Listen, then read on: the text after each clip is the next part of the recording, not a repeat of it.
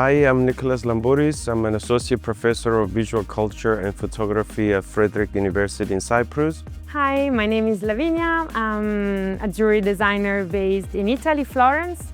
Hi, I'm Filippo.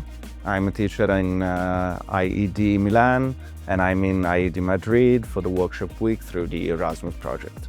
So in this workshop, the students are exploring the relationship between digital and physical space. We are making experimentation, trying to give a new life to discarded materials.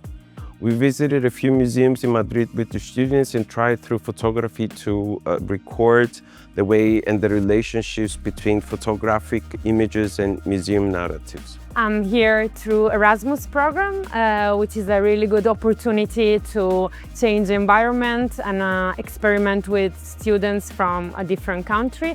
And I really recommend this experience to other teachers as well. It's a great initiative to meet other cultures, meet other colleagues and professionals from other museums and expand this creative network. So I resent not being able to be part of the Erasmus project as a student, but I can say it's super fun. It's a nice way to connect with other students, other institutions, another way to approach the same topics we are used to teach in our own institutions.